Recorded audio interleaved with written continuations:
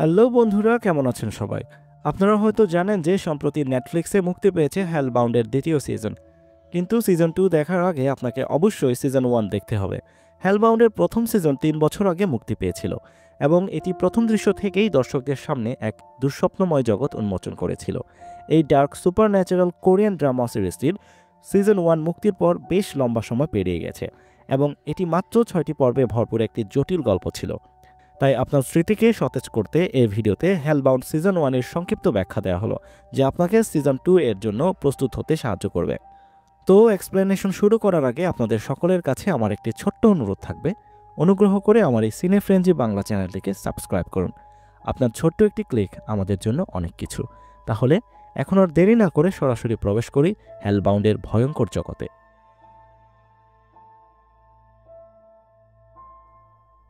দক্ষিণ কোরিয়ার সিউলে এক ভয়ঙ্কর আজব ঘটনা ঘটে। কোনো এক ব্যক্তি হঠাৎ করে একটি ভবিষ্যৎবাণীমূলক ডিক্রি বা মৃত্যুর পরোয়ানা পায়। একটি বিশাল ভয়ঙ্কর আকৃতির মুখাবয়ব, যাকে এই সিরিজে অ্যাঞ্জেল বলা হয়, হঠাৎ করেই তার সামনে হাজির হয়ে ঘোষণা করে যে সেই ব্যক্তি নরকে যাবে এবং তার মৃত্যুর একটি নির্ধারিত সময় জানিয়ে দেয়। সেই সময়টা কয়েক সেকেন্ড থেকে কয়েক দশক পর্যন্ত হতে পারে। সময় শেষ হয়ে গেলে চারিদিক কাঁপিয়ে 3টি বিশাল দানব হাজির হয় এবং মৃত্যুর পরোয়ানা পাওয়া ব্যক্তিকে নির্মমভাবে মারতে শুরু করে। বেশ কিছুক্ষণ পেটানোর পর এই হেলবাউন্ড দানবগুলো একত্রিত হয়ে তাদের শিকারকে তীব্র তাপে পুড়িয়ে হত্যা করে। তারা কেবল ভিকটিমের পোড়া দেহাবশেষ রেখে উধাও হয়ে যায়। এই সহিংস ঘটনাগুলো যখন দিনে দুপুরে সিউলের ব্যস্ততম রাস্তায় জনসমক্ষে বেশি বেশি ঘটতে থাকে, তখন এগুলোকে একটি ঐশ্বরিক বিচার বলে ব্যাখ্যা দেওয়া হয়। এক রহস্যময় ব্যক্তি জিয়ং জিনসু এবং তার নিউ ট্রুথ সংগঠন এই ঘটনাগুলোকে ডেমনস্ট্রেশন বা নরকে পাঠানোর প্রদর্শনী বলে আখ্যায়িত করে। তাদের মতে এটি হলো সেই যন্ত্রণার একটি প্রদর্শনী যা নরকে পাপিষ্ঠ ব্যক্তিদের জন্য অপেক্ষা করছে। এই ঘটনা সমাজের প্রতিটি স্তরের মানুষের মনে প্রভাব ফেলতে শুরু করে।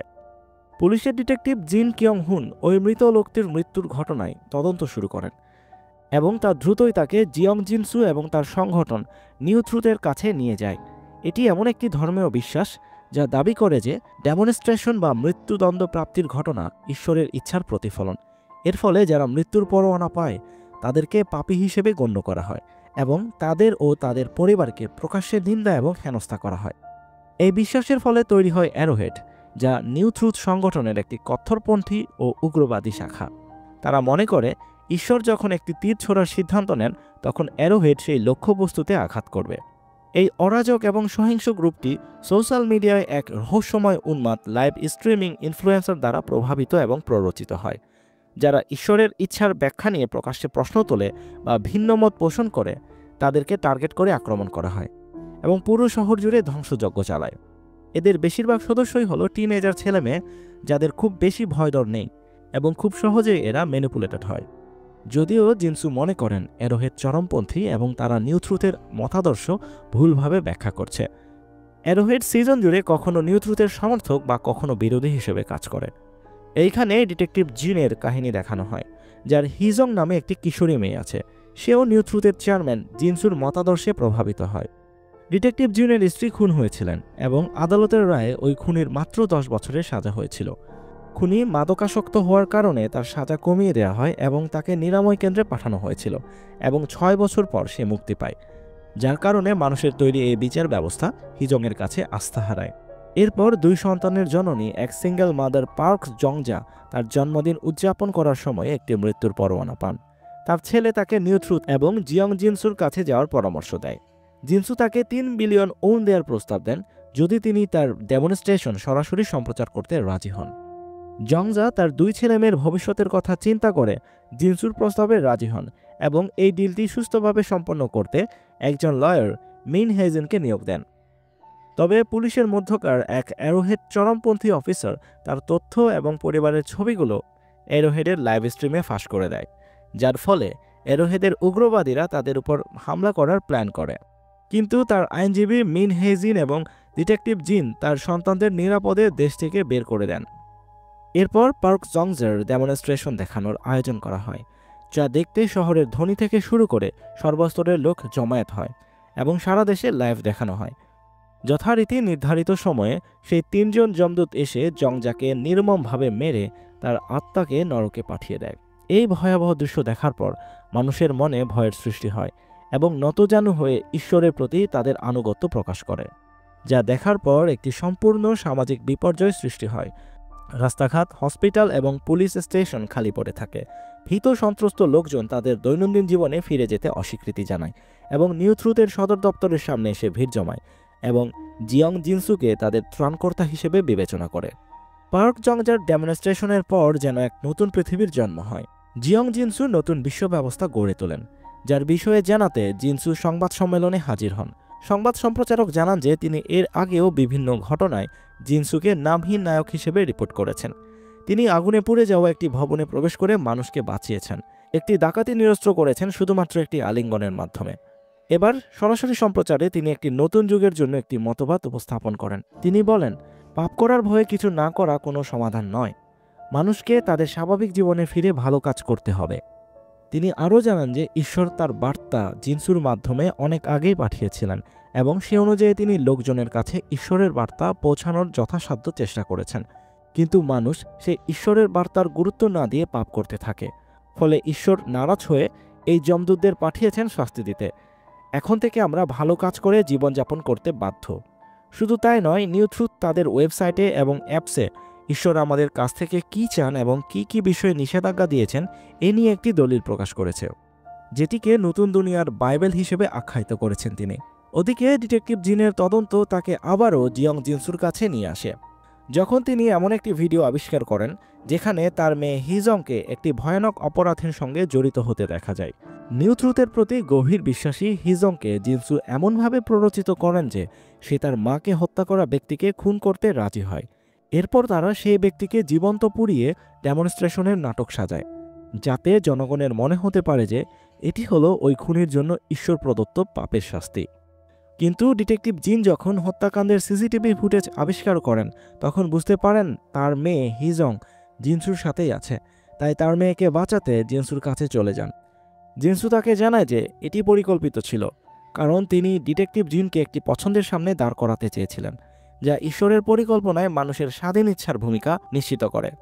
জিনসু তখন ডিটেকটিভ জিনকে বলেন তিনি নিজে 20 বছর আগে একটি ফরমান পেয়েছিলেন এবং খুব শীঘ্রই তিনিও ডেমনস্ট্রেশনের শিকার হতে যাচ্ছেন। তিনি নিশ্চিত করেন যে ডিটেকটিভ জিন তার ডেমনস্ট্রেশন প্রত্যক্ষ করবেন।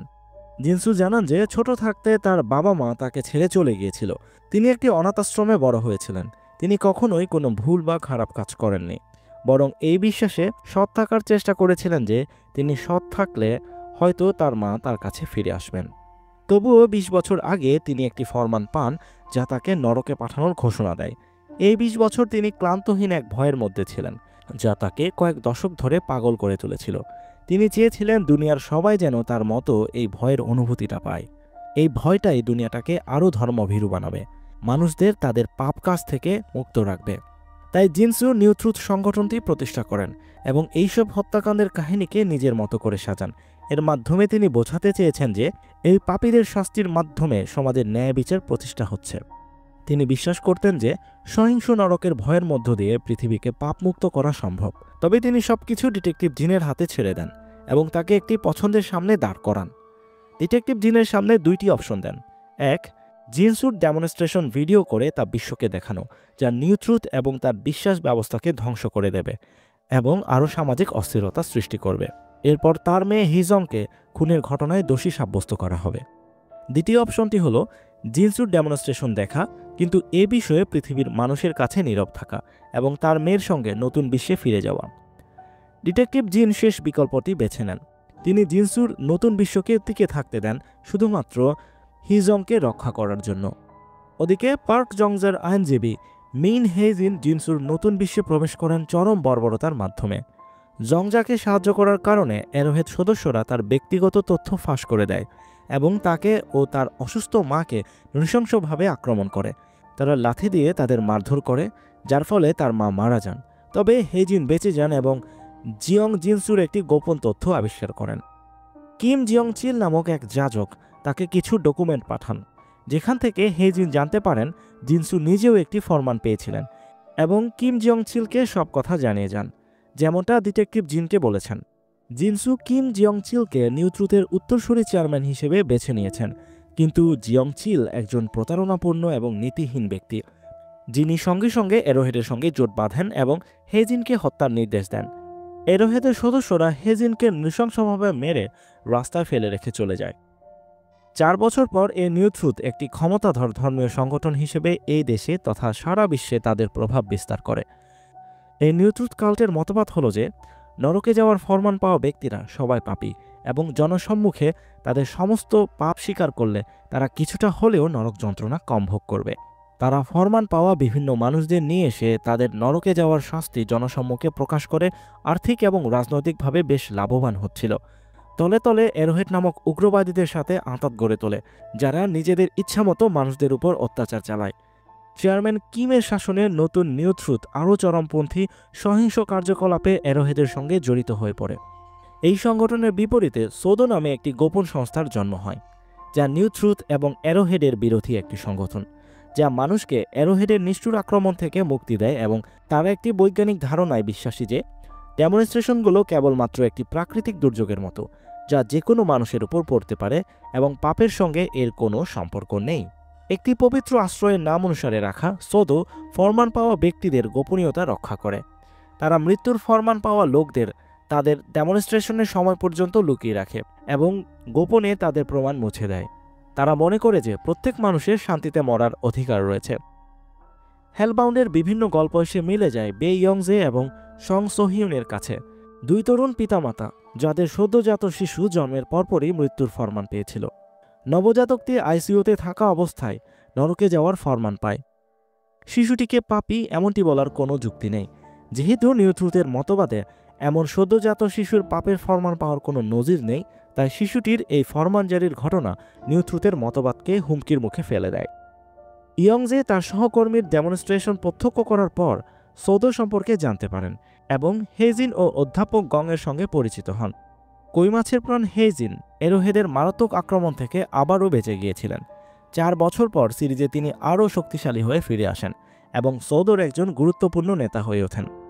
জিয়ং জিনসু যেভাবে পার্ক জংজার কাছে আবেদন করেছিলেন, সেইভাবেই তারাও শিশুটির ডেমনস্ট্রেশন সরাসরি সম্প্রচারের প্রস্তাব দেন শিশুটির বাবাকে, যাতে নিউ ট্রুথ এবং এরোহেডের সন্ত্রাসের শাসন ভেঙে ফেলা যায়। তবে তারা এই প্রতিশ্রুতিও দেন যে যদি শোকাহত অভিভাবকরা এটিকে গোপন রাখতে চান, সোদো তাদের সাহায্য করবে। ইয়ংজে এবং সোহিউন ভয়ানক এক দ্বিধার মধ্যে পড়েন। ইয়ংজে যখন কাজ করছিলেন তখন সোহিউন শিশুটিকে নিয়ে নিউ ট্রুথের হেডকোয়ার্টারে চলে যান এবং যাজকদের কাছ থেকে পরামর্শ চান। যাজকরা বুঝতে পারে শিশুটির এই মৃত্যুর পরোয়ানা নিউ ট্রুথের ভবিষ্যতের জন্য কী অর্থ বহন করবে এবং সঙ্গে সঙ্গে শিশুটিকে সোহিউনের কাছ থেকে আলাদা করার চেষ্টা করে। তারা প্রায় সফলও হয়। তবে ইয়ংজে, হেজিন এবং কিছু সোদো কর্মীরা নিউ ট্রুথের হেডকোয়ার্টারে গিয়ে একটি ডেমনস্ট্রেশনের ফেক কাহিনী সাজিয়ে নিউ ট্রুথের লোকজনদের ডিস্ট্রাক্ট করে বাচ্চাটিকে উদ্ধার করেন এবং নিউ ট্রুথের সদস্যদের সাথে মারপিট করে বাচ্চাটিকে নিয়ে বের হয়ে যান। হেজিন, ইয়ংজে এবং সোহিউন শিশুটিকে লুকিয়ে রাখার জন্য লি ডং উকের কাছে নিয়ে যান। ডং উক একজন ব্যক্তি যিনি তার ফরমান পাওয়ার পর সোদোর সাহায্য নিয়েছিলেন। তিনি শিশুটির ফরমান সম্পর্কে জানতে পেরে প্রচণ্ড স্বস্তি প্রকাশ করেন, কারণ এটি প্রমাণ করে যে তিনি পাপী নন। যখন ইয়ংজে এবং সোহিউন তাদের শিশুর ডেমনস্ট্রেশন সরাসরি সম্প্রচারের বিষয়ে আলোচনা করেন, তখন ডং উক প্রকাশ করেন যে তিনি এ বিষয়ে তাদের সাহায্য করতে পারবেন, কারণ তার অনেক স্ট্রিমিং সরঞ্জাম রয়েছে। আসলে এই ডং উকই হল সেই সাইকো উগ্রপন্থী, কঙ্কালের মাথা পরিহিত সেই স্ট্রিমার যিনি বিশ্বকে মৌলবাদী করে তুলেছিলেন। এই উগ্রতা তাকে নিউ ট্রুথের যাজকদের জন্য সহজ লক্ষ্য বানায়। তিনি ফাঁক পেয়ে নিউ ট্রুথ সংগঠনে কল করে জানান যে শিশুটি তার বাড়িতে আছে এবং তার নিজেরও ডেমনস্ট্রেশন শিশুটির ডেমনস্ট্রেশনের 5 মিনিট পরে নির্ধারিত হয়েছে। যাজকরা এই তথ্য ব্যবহার করে তাকে প্ররোচিত করে এবং তাকে বিশ্বাস করায় যে তিনি একজন মসিহা, যিনি ঈশ্বরের ভুল মানে শিশুটির ডিক্রিকে শুধরাতে নিজের দায়িত্ব পালন করবেন।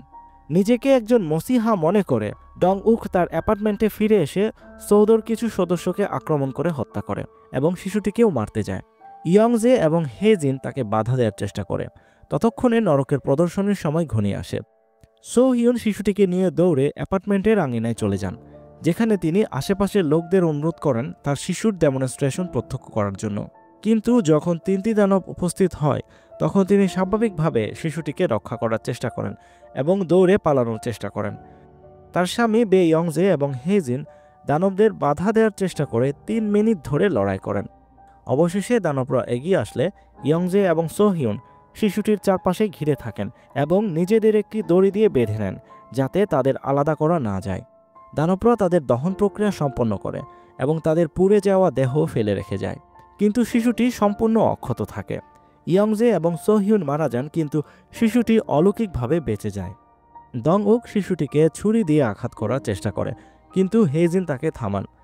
কিছুক্ষণ পরে দানবেরা ডং উকের ডেমনস্ট্রেশনের জন্য পুনরায় উপস্থিত হয়ে দং উককে নির্মমভাবে মেরে ফেলে। শিশুটি তার নির্ধারিত ডেমনস্ট্রেশন পায়নি, যা বিশ্বকে বদলে দিতে পারত, কিন্তু ইয়ংজে এবং সোহিউনের আত্মত্যাগ একই প্রভাব ফেলে।